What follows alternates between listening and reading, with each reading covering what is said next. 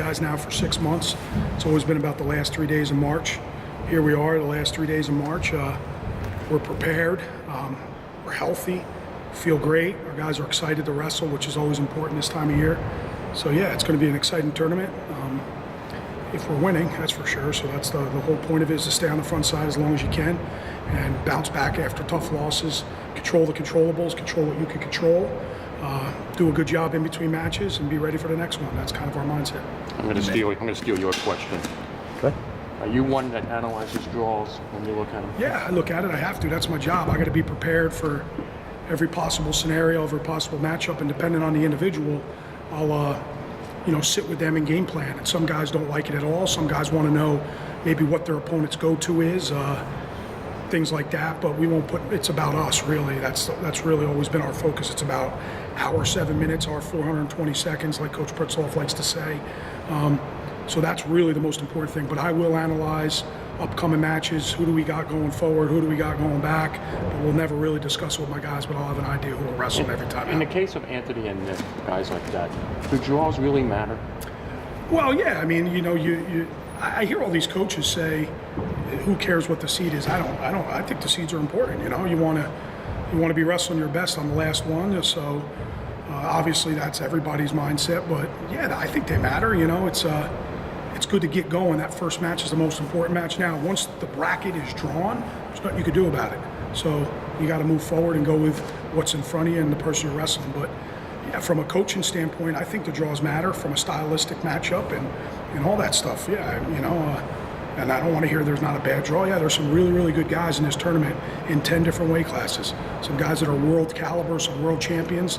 And if a coach says it doesn't matter that you draw that guy first, maybe they're crazy. So yeah, they matter, but at the end of the day, now you got to go wrestle whoever it is. So we don't put a whole heck of a lot of stock in it, but from a coaching staff standpoint, we follow it and we study our guys, and we're prepared when we take them out. Now, having said all that, did you like the draws that your guys got? Yeah, I thought for the most part it was, we're in good spots. Johnny Van Brill feels like he can beat everyone. We all know who's in front of Johnny, but he's got to win the first one. And I think that's the way we've been, for the last month now. It's always been about the next match and the first period of the next match. Well, here we are, round one, Thursday morning at high noon, and it's got to be about the first period. But I like where our guys stand, and I think we're capable of beating anybody across the board, and that's the way we'll go about it. How much work has gone into get Nick Pravena to this point? I mean, behind the scenes, how difficult has it been? Yeah, there's a lot of things that go on with our training staff. John Taggart does a great job with them. Our doctors do a great job with them. Our staff does a really good job with Nick managing what he can and can't do. And we put him, we pieced it together. He's obviously not wrestling full strength. He's got a heart of a lion. We all know that. He's a fan favorite because of that, so he'll never quit. He'll never use that. He's just got to manage his match a little bit differently now than maybe, say, 3 or 4 years ago. So he did a good job of doing that at Big Ten. But yeah, there's a lot that goes on to it. It's never a normal week with Nick, and he never really goes through a full practice and does, is going through exactly what the rest of the guys are going through. So there's a lot that goes into it. And like I said, Coach Leo, Taggart, Donnie, and the group and the guys, they do a really, really good job of preparing him. Because there was a point during this season, not too long ago, where people didn't really think he was going to get to this Including point. me. Yeah. Including me. Didn't think he'd wrestle, and always left it in his court and left it up to him, left it up to Nick. And he's gotten to this point. He has a goal that he set out to do a long, long time ago. Whether he attains that goal is yet to be seen, but what he's put into it, it's just I'm just proud to be around him every single day. How important is it, and we see this all the time in the state tournament, to wrestle to win and not to wrestle, not to lose? Yeah, you gotta.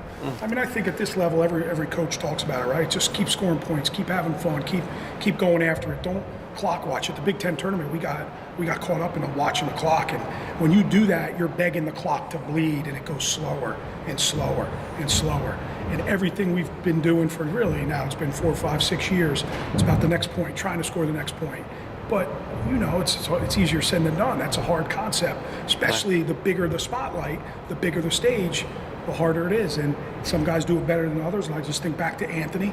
Everyone thought, oh, he's up against the ropes, he's getting tired. He wasn't getting tired. He had to manage it, and then it was about scoring the next point. And he did that in the Big Ten final. So that's really got to be going forward. That's got to be the way we approach those matches. And a couple of our guys, Johnny Van Brill in particular, said the other day, never be surprised if you're beating one of these big guys. Never be surprised if you're winning. Never be surprised. Expect to be there. And I thought that was awesome that he said that. That's a really, really good point. Expect to be there. Manage your emotions. But don't think about the clock. Just keep wrestling to score the next point. Just wrestle. Just Right? wrestle. Yeah, wrestle and keep scoring points. When you start looking at the clock, and listen, a lot of people do it. It's a hard thing to get over. When you start looking at it, again, it's like almost like a slow death. You just got to keep going and keep wrestling and score the next point. Rational and Suriano, obviously they've been top guys all season long. Is there any added pressure this time around, particularly for Anthony, considering it's his last tournament? None they've talked to, or talked about. None they have talked about. It's about their preparation has been top notch. It's been better than it's ever been for both of them. We've had 2 really good weeks since the Big Ten. I think mentally they both feel they're the best guys in the weight class. It's just about going out and doing it. And these guys have been around long enough. They've wrestled enough big matches to understand the magnitude of it all. But we're going to do our job. They're going to do their job of managing the weekend and wrestling their match, getting back to the hotel and relaxing, putting the fluids in, getting some food in them, and it's again on to the next one. So they haven't talked about pressure. Obviously, I'm sure there's, with everybody, right? With every favorite, maybe there is some, but these guys have done a really good job of managing all year long, and I expect them to do it again. With those top guys, when you progress through the bracket and you get down to the end and you have these rematches, how much can really change during the season drastically in terms of these? Well, yeah, there's a lot can change. It's about how it's especially at this level, you see that a lot more than on any other level because guys are so good, and it's a slight adjustment here or there, keeping themselves in the match. You talk about pressure. If I'm an underdog and I keep myself in the match, all of a sudden I'm applying pressure, even though I may be down a point or two. Now the lead dog starts thinking, wow, this is a little bit different than a regular season. So now he starts thinking a little bit more, and that gives you a better chance to win. So it's about keeping yourselves in the match. It's a little thing here or there. It's finishing a period on top, scoring at the end of periods. All those little things matter. Maybe a mat return, getting them out of bounds, maybe dropping down. Maybe you take a stall to get out of a period, not giving up a point. All those little things are things we've been over and over and over again. And those things matter when you're trying to beat one of the best guys in the country. And not get drawn into the other guy's style, right? Yeah, you got to wrestle your match. And, it's always been our focus, wrestle your match. Easier said than done again, but you got to wrestle your match and get to your go-to attacks and just keep attacking. On the same vein of James's question, Nick avenged one of his losses at Big Tens to DeSanto. He's probably going to have to run into either Fix or Micic on the route to a national title.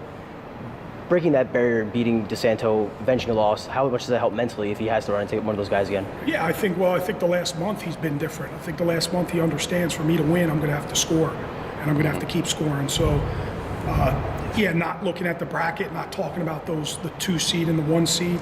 He's got to start the process from 12 o'clock Thursday, and that'll carry into Thursday night, and that'll carry into Friday morning. And it's got to be the same way. It's got to be his routine and his match, his style of wrestling. And if he does that, you'll see a really, really good Nick Suriano.